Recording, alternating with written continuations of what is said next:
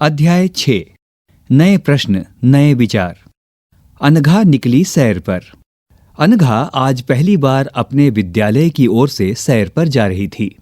इसके लिए उसने देर रात पुणे, जो महाराष्ट्र में है, से वाराणसी यानी उत्तर प्रदेश की ट्रेन पकड़ी। स्टेशन पर अनघा को छोड़ने आई उसकी मां ने अध्यापिका से कहा, बच्चों को बुद्ध के बारे में बताने के साथ साथ उन्हें सारनाथ दिखाने भी ले जाइएगा। बुद्ध की कहानी। बौद्ध धर्म के संस्थापक सिद्धार्थ थे, जिन्हें गौतम के नाम से भी जाना जाता है। इनका जन्म लगभग 2500 वर्ष पूर्व हुआ था। यह वो समय था जब लोगों के जीवन में तेजी से परिवर्तन हो रहे थे। जैसा कि तुमने अध्याय 5 में पढ़ा, महाजनपदों के कुछ राजा इस समय बहुत शक्तिशाली हो गए थे। हजारों सालों के बाद फिर से नगर उभर रहे थे। गांव के जीवन में भी बदलाव आ रहा था।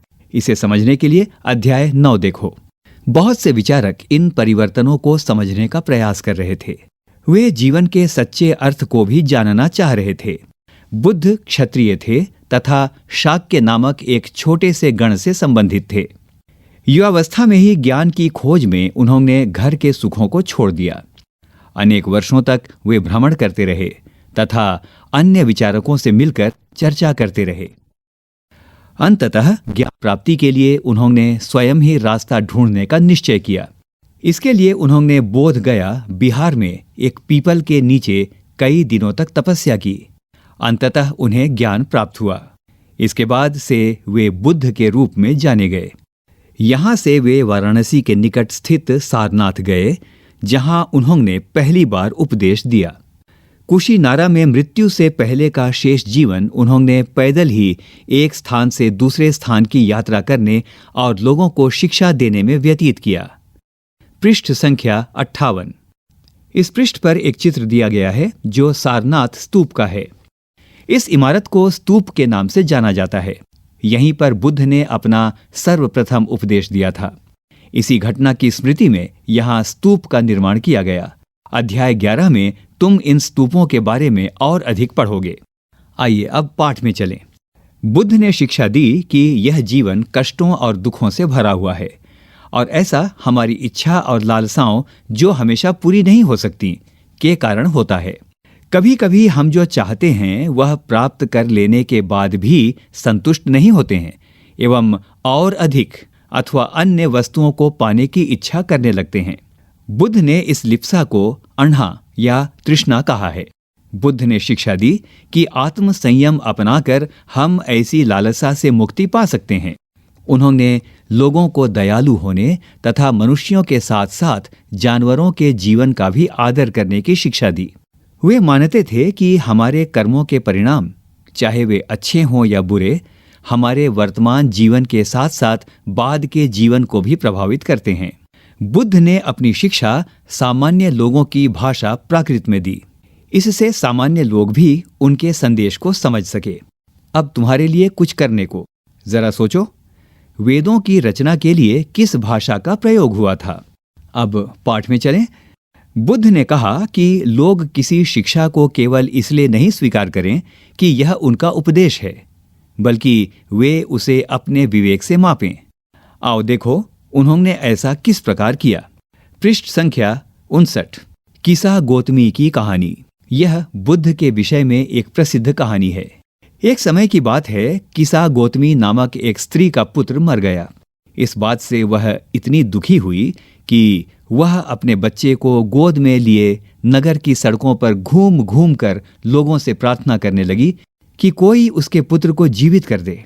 एक भला व्यक्ति उसे बुद्ध के पास ले गया।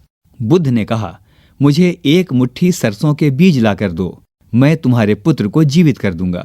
किसा गौतमी बहुत प्रसन्न हुई, पर जैसे ही वह बीज लाने के लिए जाने लगी, तभी बुद्ध ने उसे रोका और कहा, ये बीज एक ऐसे घर से मांग कर लाओ जहां किसी की मृत्यु ना हुई हो।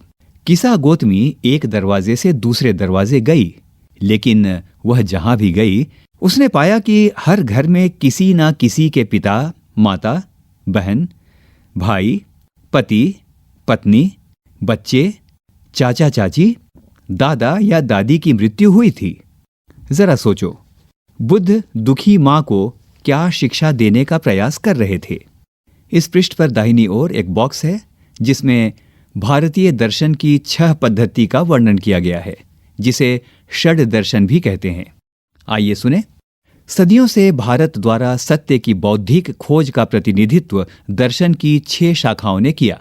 ये वैशेषिक, न्याय, सांख्य, योग, पूर्व मीमांसा और वेदांत या उत्तर मीमांसा के नाम से जाने जाते हैं। दर्शन की इन 6 पद्धतियों की स्थापना क्रमशः ऋषि कणद, गौतम, कपिल, पतंजलि, जैमिनी और व्यास द्वारा की गई मानी जाती है, जो आज भी देश में बौद्धिक चर्चा को दिशा देते हैं। जर्मन मूल के ब्रिटिश भारतविद फ्रेडरिक मैक्सम्यूलर के अनुसार दर्शन की इन 6 शाखाओं का विकास कई पीढ़ियों के दौरान व्यक्तिगत विचारकों के योगदान से हुआ। यद्यपि ये एक दूसरे से भिन्न दिखते हैं, तथापि सत्य की इनकी समझ में आधारभूत तालमेल दिखता है। अब आइए पाठ की ओर चलें। उपनिषद। जिस समय बुद्ध उपदेश दे रहे थे, उसी समय या उससे भी थोड़ा पहले दूसरे अन्य चिंतक भी कठिन प्रश्नों का उत्तर ढूंढने का प्रयास कर रहे थे। उनमें से कुछ मृत्यु के बाद के जीवन के बारे में जानना चाहते थे, जबकि अन्य यज्ञों की उपयोगिता के बारे में जानने को उत्सुक थे। इनमें से अधिकांश चिंतकों का यह मानना था कि इस विश्व में कुछ तो ऐसा है जो कि स्थायी है और जो मृत्यु के बाद भी बचा रहता है।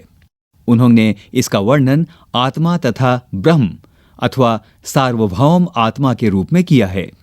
वे मानते थे कि अंततः आत्मा तथा ब्रह्म एक ही हैं। ऐसे कई विचारों का संकलन उपनिषदों में हुआ है। उपनिषद उत्तर वैदिक ग्रंथों का हिस्सा थे। उपनिषद का शाब्दिक अर्थ है गुरु के समीप बैठना। इन ग्रंथों में अध्यापकों और विद्यार्थियों के बीच बातचीत का संकलन किया गया है। प्रायः ये विचार सामान्य वार्तालाप के रूप में प्रस्तुत किए गए हैं। पृष्ठ संख्या 60।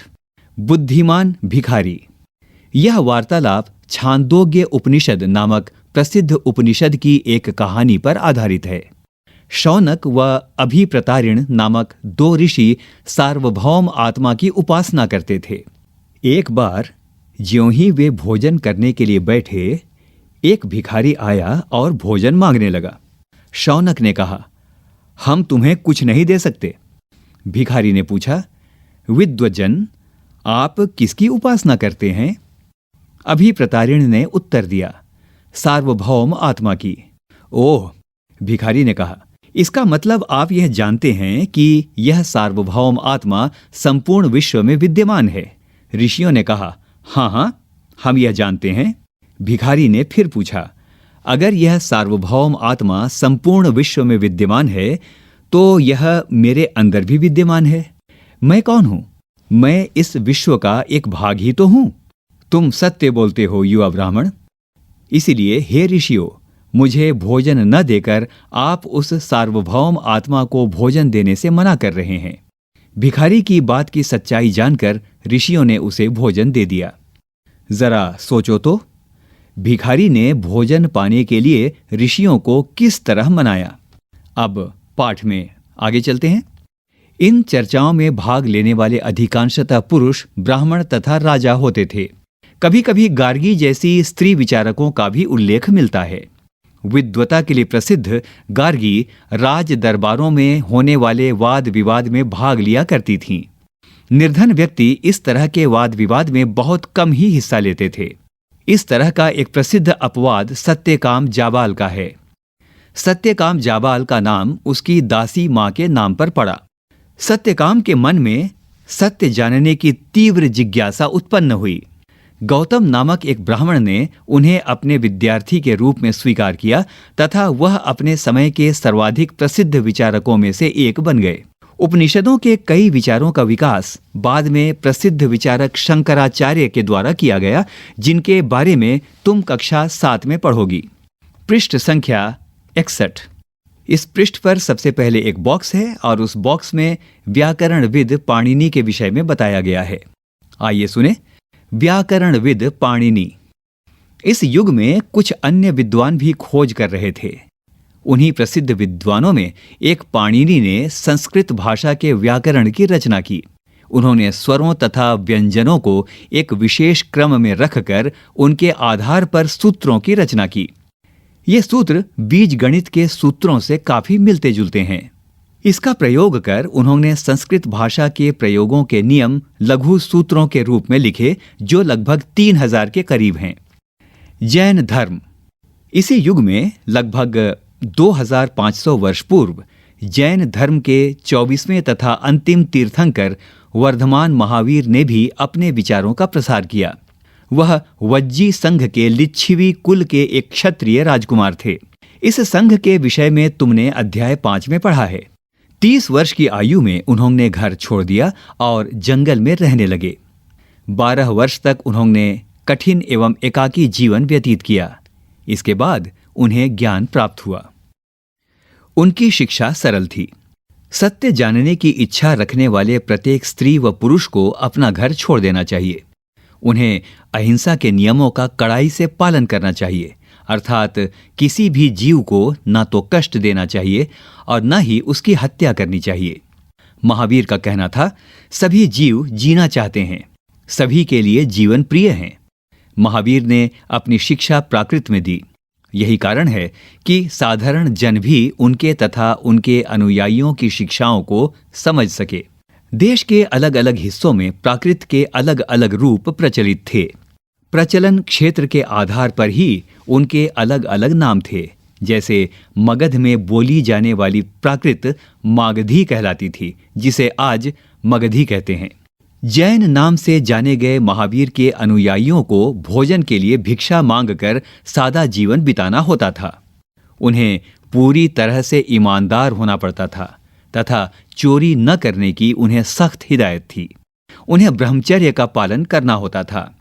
पुरुषों को वस्त्रों सहित सब कुछ त्याग देना पड़ता था। पृष्ठ संख्या 62। इस पृष्ठ पर बॉक्स में जैन शब्द लिखा है, जिसकी व्याख्या इसमें बताई गई है। आइए सुने। जैन। जैन शब्द जिन शब्द से निकला है, जिसका अर्थ है विजेता। जरा सोचो और बताओ, महावीर के लिए जिन शब्द का प्रयोग क्यों हुआ? अब पाठ। अधिकांश व्यक्तियों के लिए ऐसे कड़े नियमों का पालन करना बहुत कठिन था। फिर भी हजारों व्यक्तियों ने इस नई जीवन शैली को जानने और सीखने के लिए अपने घरों को छोड़ दिया। कई अपने घरों पर ही रहे और भिक्षु भिक्षुणी बने लोगों को भोजन प्रदान कर उनकी सहायता करते रहे। मुख्यतः व्यापारियों ने जैन धर्म का समर्थन किया।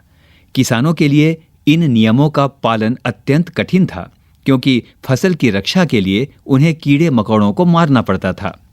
बाद की सदियों में जैन धर्म उत्तर भारत के कई हिस्सों के साथ साथ गुजरात, तमिलनाडु और कर्नाटक में भी फैल गया। महावीर तथा उनके अनुयायियों की शिक्षाएं कई शताब्दियों तक मौखिक रूप में ही रहीं। वर्तमान रूप में उपलब्ध जैन धर्म की शिक्षाएं लगभग 1500 वर्ष पूर्व गुजरात में वल्लभी नामक स्थान पर लिखी गई थीं। इसकी जानकारी के लिए मानचित्र संख्या 7 देखो, जो 105 पृष्ठ पर दिया गया है। आइए आगे चलें। संघ।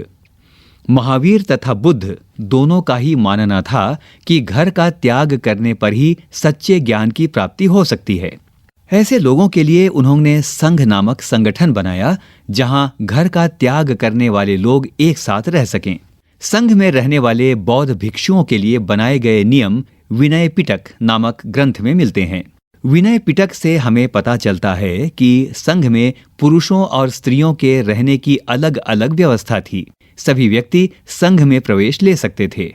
हालांकि संघ में प्रवेश के लिए बच्चों को अपने माता पिता से, दासों को अपने स्वामी से, राजा के यहाँ काम करने वाले लोगों को राजा से तथा कर्जदारों को अपने देनदारों से अनुमति लेनी होती थी। एक स्त्री को इसके लिए पति से अनुमति लेनी होती थी। संघ में प्रवेश लेने वाले स्त्री पुरुष बहुत सादा जीवन जीते थे। वे अपना अधिकांश समय ध्यान करने में बिताते थे और दिन के एक निश्चित समय में वे शहरों तथा गांवों में जाकर भिक्षा मांगते थे। यही कारण है कि उन्हें भिक्षु तथा भिक्षुणी कहा गया। भिक्षु तथा भिक्षुणी साधु या भिखारी के लिए प्राकृत शब्द है। वे आम लोगों को शिक्षा देते थे और साथ ही एक दूसरे की सहायता भी करते थे। पृष्ठ संख्या 63। किसी तरह की आपसी लड़ाई का निपटारा करने के लिए वे प्रायः बैठकें भी किया करते थे। संघ में प्रवेश लेने वालों में ब्राह्मण, क्षत्रिय, व्यापारी, मजदूर, नाई, गणिकाएं तथा दास शामिल थे। इनमें से कई लोगों ने बुद्ध की शिक्षाओं के विषय में लिखा तथा कुछ लोगों ने संघ में अपने जीवन के विषय में सुंदर कविताओं की रचना की। जरा सोचो और बताओ, पिछले अध्याय में वर्णित संघ और इस अध्याय में वर्णित संघ के बीच दो भिन्नताएं बताओ। क्या इनमें कोई समानताएं भी दिखती हैं? पाठ से पहले इस पृष्ठ पर दिए गए एक चित्र के बारे में आइए सुने। यहाँ एक चित्र दिया गया है जो पहाड़ी को काटकर बनाई गई एक गुफा का है। यह कार्ले स्थित एक गुफा है। कार्ले वर्तमान महाराष्ट्र में है। भिक्खु भिक्खुणी इन शरण स्थलों में रहकर ध्यान किया करते थे। अब आइए पाठ में चलें। विहार। जैन तथा बौद्ध भिक्खु पूरे साल एक स्थान से दूसरे स्थान घूमते हुए उपदेश दिया करते थे। केवल वर्षा ऋतु में जब यात्रा करना कठिन हो जाता था तो वे एक स्थान पर ही निवास करते थे। ऐसे समय वे अपने अनुयायियों द्वारा उद्यानों में बनाए गए अस्थायी निवासों में अथवा पहाड़ी क्षेत्रों की प्राकृतिक गुफाओं में रहते थे। जैसे जैसे समय बीतता गया, भिक्खु भिक्खुणियों ने स्वयं तथा उनके समर्थकों ने अधिक स्थायी शरण स्थलों की आवश्यकता का अनुभव किया। तब कई शरण स्थल बनाए गए जिन्हें विहार कहा गया। आरंभिक विहार लकड़ी के बनाए गए तथा बाद में इनके निर्माण में ईंटों का प्रयोग होने लगा। पश्चिमी भारत में विशेषकर कुछ विहार पहाड़ियों को खोदकर बनाए गए। पृष्ठ संख्या 64। यहाँ एक बॉक्स है जिसमें बताया गया है, एक बौद्ध ग्रंथ से ज्ञात होता है, जिस तरह महासागरों में मिलने पर नदियों की अलग अलग पहचान समाप्त हो जाती है, ठीक उसी तरह बुद्ध के अनुयायी जब भिक्षुओं की श्रेणी में प्रवेश करते हैं तो वे अपना वर्ण, श्रेणी और परिवार सब त्याग देते हैं। आइए अब पाठ में चलें। प्रायः किसी धनी व्यापारी, राजा अथवा भूस्वामी द्वारा दान में दी गई भूमि पर विहार का निर्माण होता था। स्थानीय व्यक्ति भिक्खु भिक्खुणियों के लिए भोजन, वस्त्र तथा दवाइयां लेकर आते थे, जिसके बदले ये भिक्खु और भिक्खुणी लोगों को शिक्षा देते थे। आगे आने वाली शताब्दियों में बौद्ध धर्म उपमहाद्वीप के विभिन्न हिस्सों के साथ साथ बाहरी क्षेत्रों में भी फैल गया। अध्याय 9 में तुम इनके बारे में और अधिक पढ़ोगे। इस पृष्ठ पर और एक बॉक्स और जिसमें आश्रम व्यवस्था के विषय में बताया गया है। आइए सुने। जैन तथा बौद्ध धर्म जिस समय लोकप्रिय हो रहे थे, लगभग उसी समय ब्राह्मणों ने आश्रम व्यवस्था का विकास किया। यहाँ आश्रम शब्द का तात्पर्य लोगों द्वारा रहने तथा ध्यान करने के लिए प्रयोग में आने वाले स्थान से नहीं है, बल्कि इसका तात्पर्य जीवन के एक चरण से है। ब्रह्मचर्य, गृहस्थ, वानप्रस्थ तथा संन्यास नामक 4 आश्रमों की व्यवस्था की गई।